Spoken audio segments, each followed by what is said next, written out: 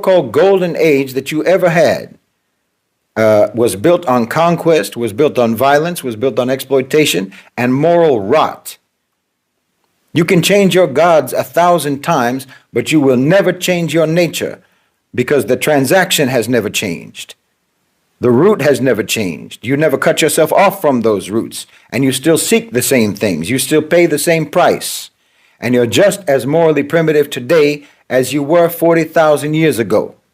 I mean, think about your horror movies. Think about your horror movies.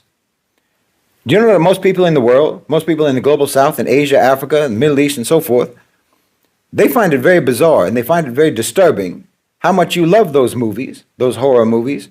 They think it's bizarre and disturbing that it's even a genre at all, much less that it's one of the most popular genres in Western cinema. But I'll tell you why. I'll tell you why you love those movies so much. It's not random. It's not random that you came up with that, because it's not just entertainment for you. Horror movies are a ceremonial reenactment of your oldest religious instincts. You know, you're simultaneously terrified and in awe of evil, the power of evil, or what you perceive to be the power of evil. And this perception of the power of evil that you have in the West, this goes back for tens of thousands of years with you.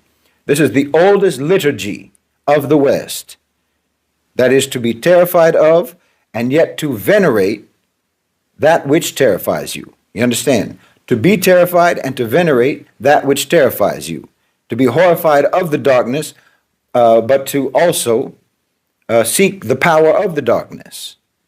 You don't watch those movies to see the evil spirit, to see the demon, or to see the ghost, or what have you, to see that, Jason, or the, supernatural, basically immortal killer. You don't watch those movies to see the evil person or the evil entity get defeated. You watch those movies to see the carnage get unleashed. You watch those movies to see the sadism, to watch the glorification of evil.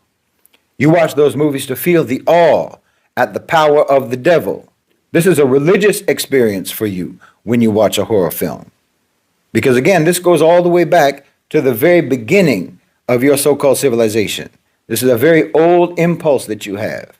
It's very deep in you. It evokes a deep, resonating feeling inside of you in the West, Westerners. It's the same way that, in other cultures, they might respond to a film that's about their heroic ancestors or about religious figures. It conjures up very deep, like I say, and deeply resonant emotions for Westerners. Very deep, resonant emotions, feelings of awe, feelings of terror, and frankly, feelings of adoration. This genre is itself a ceremony. It's a ritual that invokes your ancestral spiritual roots. Think about it.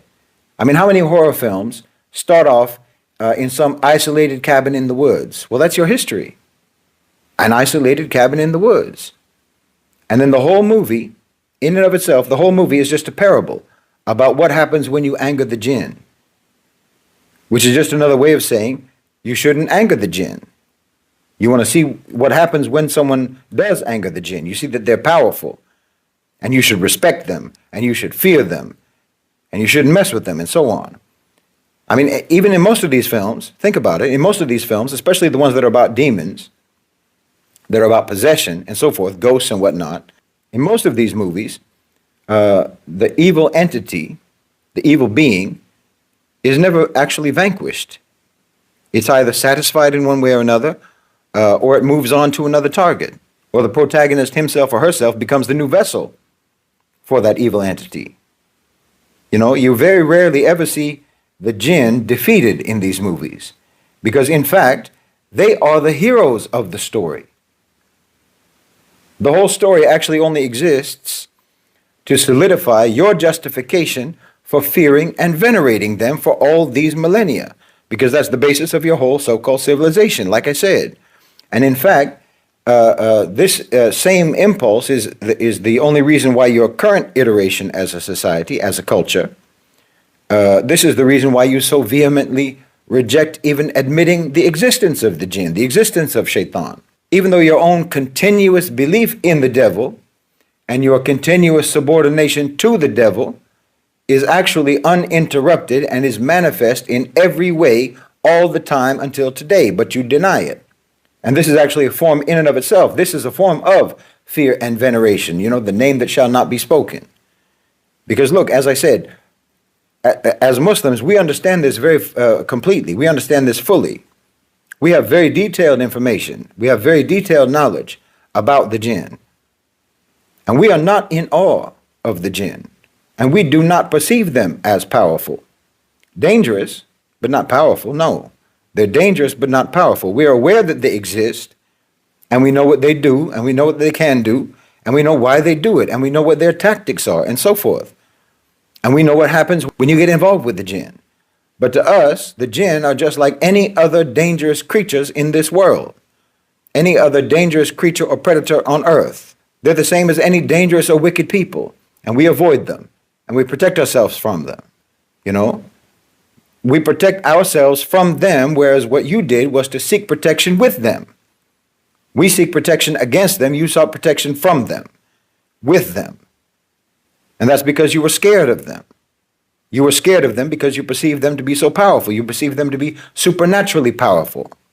And then once you sought protection from them, or sought protection with them, then that just amplified and exaggerated to you their power. And of course, they encouraged you to do that.